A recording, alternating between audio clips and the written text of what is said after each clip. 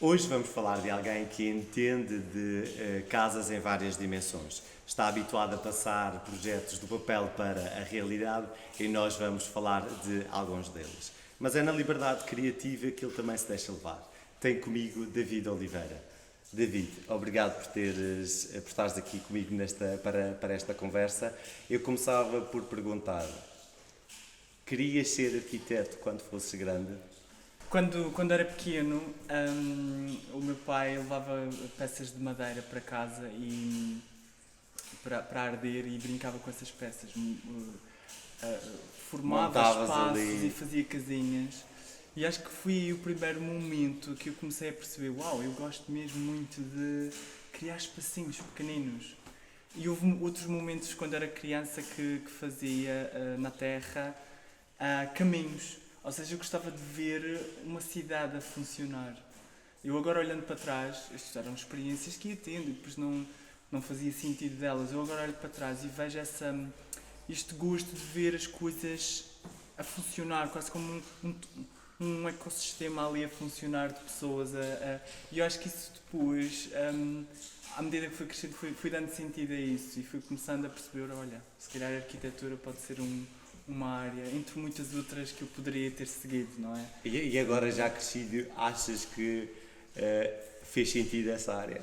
Eu acho que é uma área que nos dá uma grande visão holística das coisas, pelo menos uma visão crítica da realidade em que vivemos e apesar de ser uma área muito criticável, até porque é uma área que está em grande decadência e já muitos arquitetos especialistas e arquitetos de grande nome nacional e internacional já o dizem, que é uma área que está a falir, mas acho que é uma área que ao mesmo tempo tem eu não eu acho que foi eu sinto-me se calhar sobretudo por ter continuado nesta área e ter aprendido muitas questões que hoje em dia eu consigo transportá-las para outras áreas. Acho que é isso que mais gosto.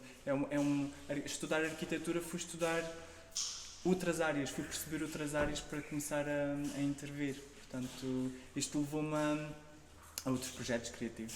Portanto, Então, e como é que o David, arquiteto, olha para a ilha e olha para aqueles caminhos que são as levadas, um pouco recuando atrás ao pequeno David que já criava os seus próprios caminhos, como é que olhas para a Madeira nesse sentido? sim, olho para a Madeira como uma casa, na verdade, não é? Se calhar, enquanto arquiteto, é essa a casa onde eu procuro intervir, porque é uma casa comum, é a casa comum, é a nossa casa, é um território que também precisa de ser pensado e repensado e discutido, essencialmente, porque estamos a minha, no fundo, a minha intervenção vai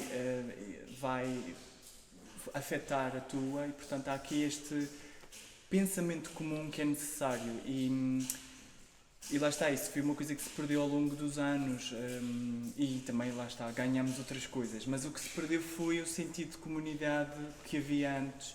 Se calhar cresci com esse sentido de comunidade um bocadinho maior do que aquilo que tenho hoje em dia e na altura era as coisas funcionavam um bocadinho mais, a levada irrigava o poio, nós comíamos muito mais da terra, não é? Tive essa experiência, essa felicidade e hoje em dia isso não acontece.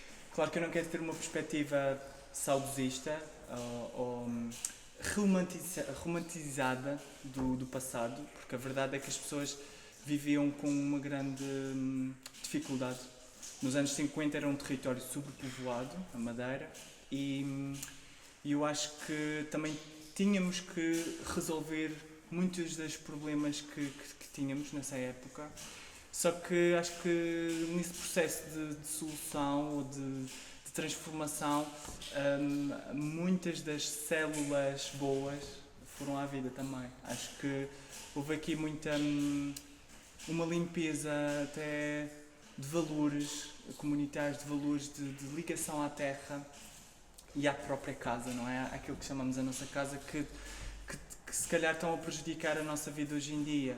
É um problema global também, porque muitas outras casas estão a sofrer do mesmo. Mas eu tento debruçar-me sobre estes temas, sobre aquilo que eu tive quando era criança e aquilo que gostava e aquilo que eu posso ter nos dias de hoje. É um bocadinho essa a minha dualidade. Ao arquiteto é uma mais-valia ter a sensibilidade de um artista? Sem dúvida. Acho que sim. Há vários tipos de arquitetos e depois a arquitetura também depende da arquitetura que tu fazes e que tu queres fazer, não é? Há arquitetos que se debruçam muito ou que trabalham muito em colaboração com engenheiros e que fazem de facto a edificação de estruturas. Há outros arquitetos que se debruçam sobre as questões da investigação, da escrita, da imagem também. Na minha opinião, na minha parte, eu acho que debruço mais sobre a investigação, sobre estas questões de transformação, de como é que temos andado a usar o espaço. Acho que é isso a minha... Eu gosto muito de pensar nessas formas. Como é que usávamos antes e como é que estamos a usar agora e como é que nos relacionamos com os nossos contextos. Porque é isso um bocadinho que a arquitetura propõe. A arquitetura propõe a nós criarmos uma relação confortável, segura e com sentido naquele espaço, não é? Para que nos possamos relacionar, para que nos possamos criar a nossa vida, não é? Acho que essa é a ideia. Se não fosses arquiteto, o que é que tu achas que serias? Olha, a minha primeira opção para a faculdade, para candidatar-me foi arquitetura, não é? Mas depois a segunda opção foi logo pintura. Foi? Então eu tinha ali a arte está ali. Sim. Eu tinha estava muito dividido. Portanto, havia aqui uma certa... Ou ia por um caminho mais, digamos, seguro, que já não era seguro em si, porque a arquitetura já estava a mostrar sinais de grande dificuldade no mercado, mas ainda havia aquela ideia de que o arquiteto é uma figura muito bem valorizada na sociedade e até financeiramente, não é? Isso transparecesse, mas havia também esta ideia de querer expressar-me, não é? E acho que a pintura ia-me dar esse passaporte para entrar num mundo de um imaginário que eu queria criar e criar uma coisa mais de emotiva, que a arquitetura mais dificilmente me poderia dar, não é? Acho que há ali na pintura ou noutras áreas que se calhar não explorei, não é? Também cheguei a fazer teatro quando era pequenino, mas que foi assim uma experiência muito pouco aprofundada, mas havia aqui um querer emocionar-me, um querer ou emocionar, querer trabalhar a emoção. Acho que é essa liberdade criativa dessa linha da pintura é o equilíbrio que encontras no traço mais reto, mais pensado da arquitetura? Acho que sim. Há aqui Ainda desenhas de uma forma livre e criativa, sim, ainda pintas? Sim, gosto de vez em quando gosto mesmo de desenhar, mesmo entre amigos.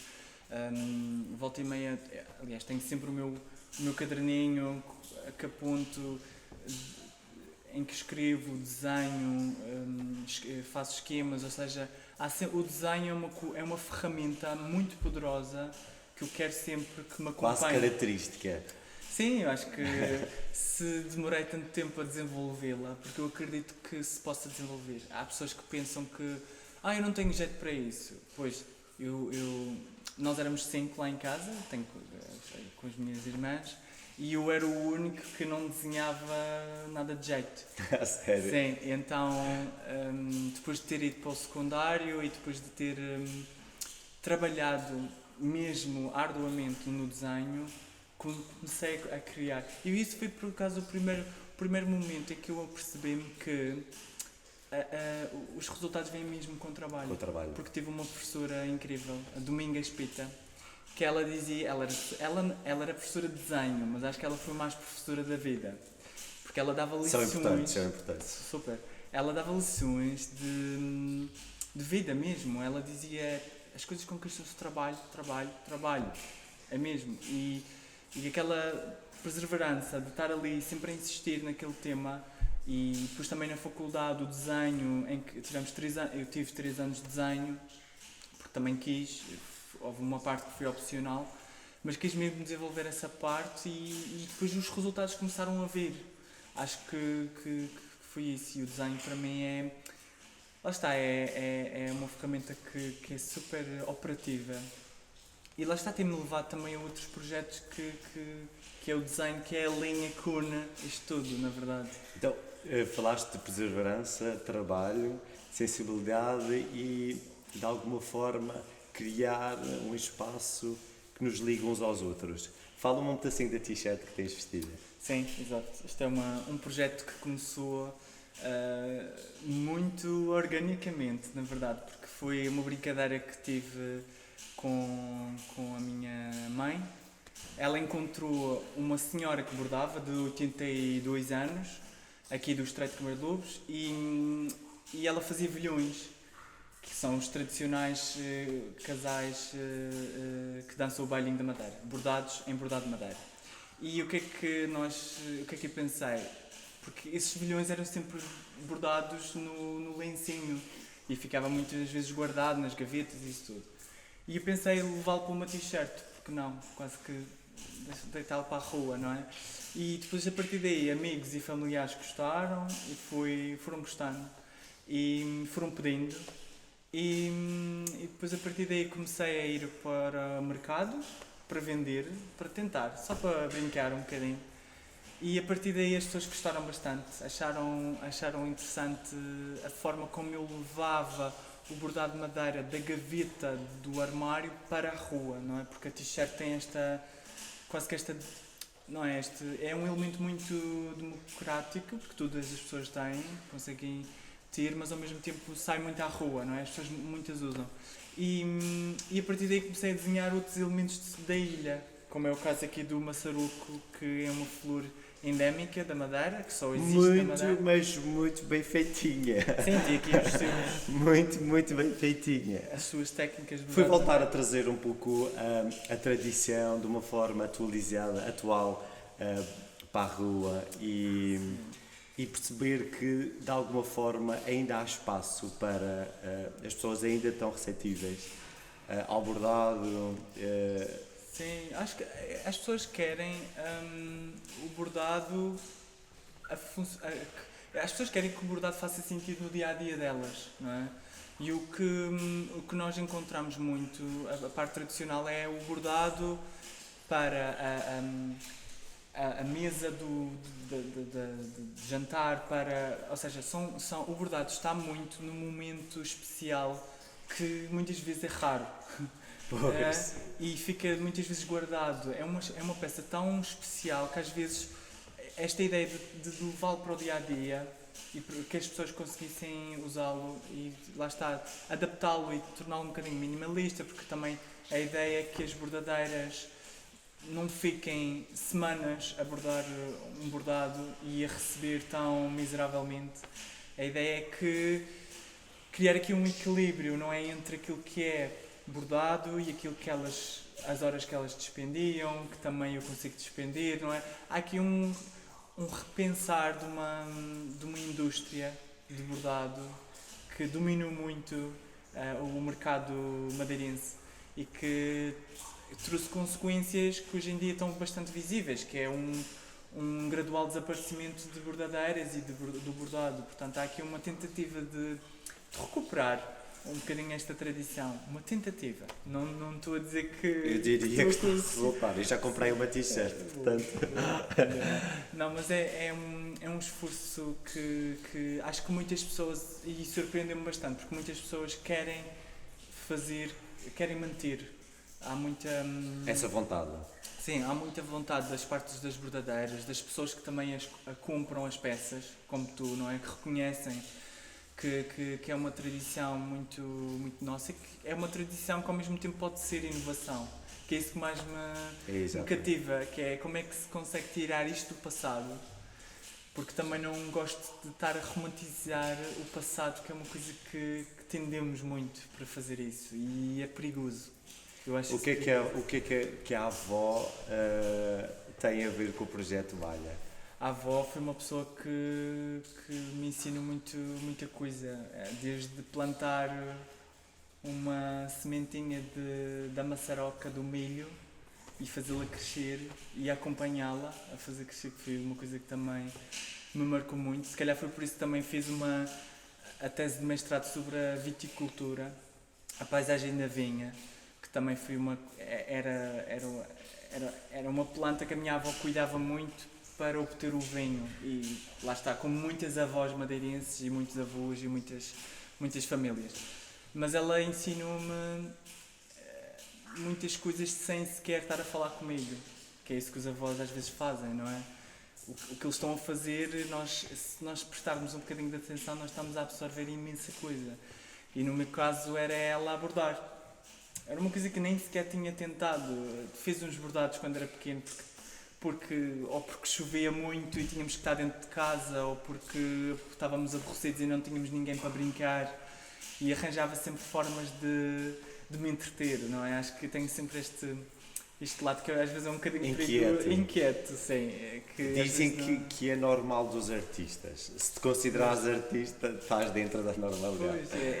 Pois, pode ser isso, e também acho que este projeto da Balha é um projeto que também, de certa maneira, honra este antepassado que foi a minha avó e a mãe dela, que também bordava, e a minha mãe que borda. Ou seja, há aqui uma tradição e um cruzamento intergeracional. Lá em casa tudo borda, então. É mesmo, tudo borda. E é isso que estou a tentar, se calhar eu de uma forma, não é, se calhar não bordo no dia a dia, mas se calhar potencio que outras pessoas bordem, que pode ser isso também. E vêm aí novidades. Sim. Vêm aí novidades no projeto Balha. Sim, estamos sempre a trabalhar em coisas novas, a tentar, não é? Sempre a tentar e a experimentar, que é isso que é a base do projeto, que é experimentar e não ter medo também de fazer coisas menos alinhadas, não é? Portanto, acho que isso é importante. Estamos a tentar e acho que há muito giro. Boa. Pelo que eu tenho acompanhado as redes sociais, acho que há muito giro. Boa. Agora, neste momento, não estás a exercer propriamente a arquitetura, estás em Berlim.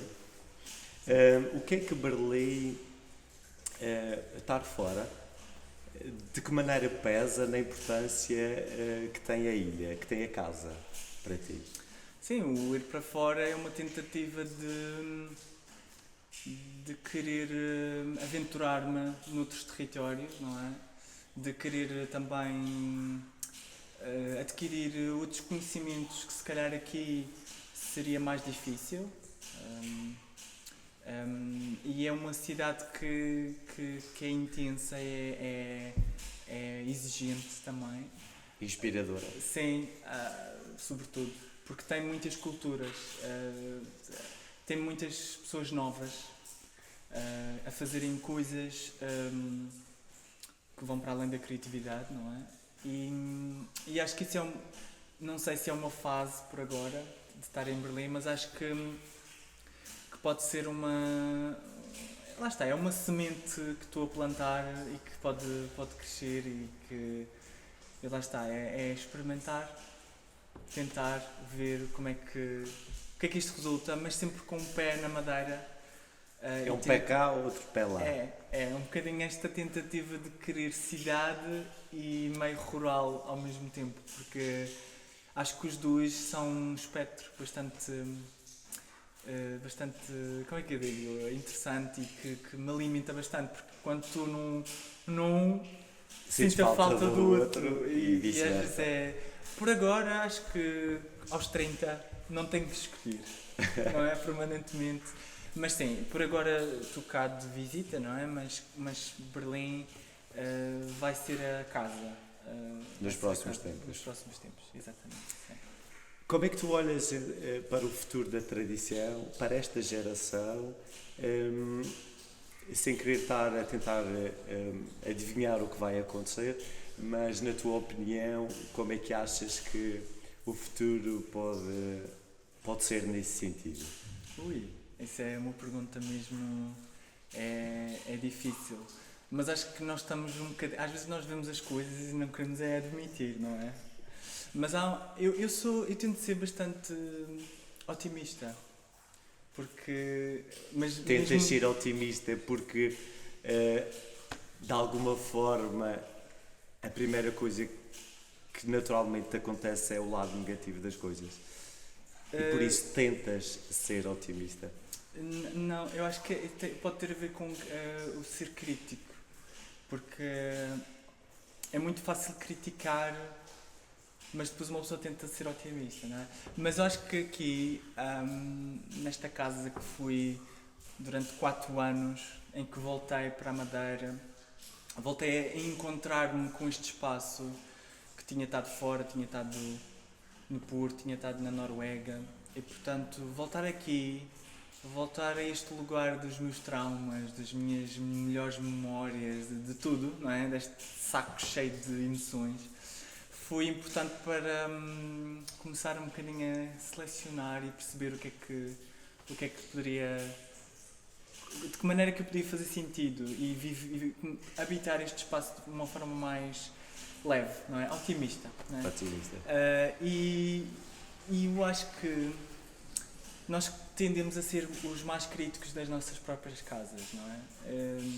Das nossas famílias, dos lugares onde vivemos, dos lugares onde trabalhamos, porque conhecemos muito bem. Nós vamos mesmo a fundo e conhecemos mesmo aquele lugar.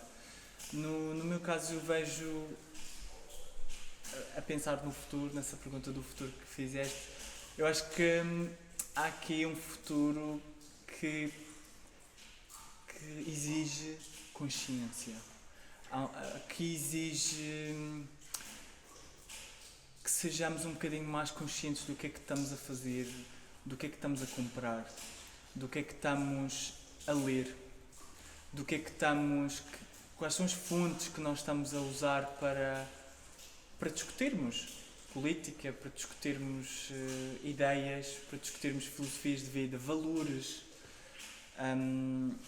Há aqui muita coisa que está a surgir a nível global, temas muito que separam e que no fundo desconectam muitas pessoas e que às vezes o mais fácil é deixar ir, não enfrentar o problema. Eu acho que a nossa geração tem duas escolhas, pelo menos é isso que eu vejo, que é ou deixar ir e ignorar e deixar tudo um bocadinho, pronto, deixar os outros remarem, ou então lutar e dizer não, isto é o meu futuro, eu quero criar o meu futuro, não é? Porque nós vemos aliás, eu vejo um futuro de um mundo com muita escuridão, com muitos tempos de... E nós também somos responsáveis um pouco depois, sim, pela maneira de como ele serve. Exato, eu acho que ao mesmo tempo, quando se ouvem temas da crise climática, das crises também políticas e sociais de várias culturas que dominam hoje em dia, do colonialismo, de vários temas que se possa discutir aqui, ao mesmo tempo eu fico, desafia-me, que é do tipo, ok, bora encontrar soluções para isto, bora... em vez de só criticar. Sim, porque... só de apontar o dedo. Exato, criticar é super importante, mas o fazer, acho que estamos também a precisar de fazer as coisas. Lá está, a Balha é um projeto que procura criticar uma indústria que é um bocadinho exploratória. É uma indústria da fast fashion, que produz um ritmo incrível, que leva ao seu caminho pessoas que são vítimas deste sistema, que não têm outras escolhas senão continuar ali a produzir neste ritmo em vários países do mundo. E, portanto, há aqui uma sensação, pelo menos há aqui na minha atitude de tentar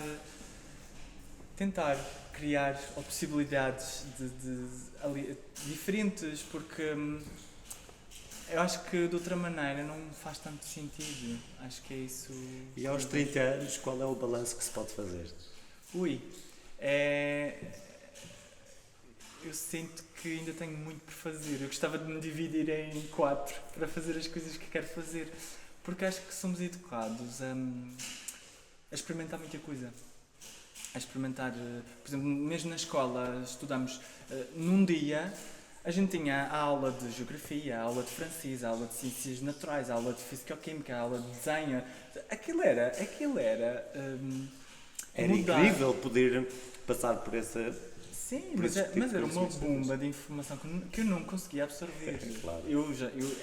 Há um espaço branco na minha vida ali, porque aquilo era sentar, ouvir o professor a debitar, ler umas imagens, porque também era muito mais visual. Se calhar me lembro-me mais de imagens do que a própria, não é?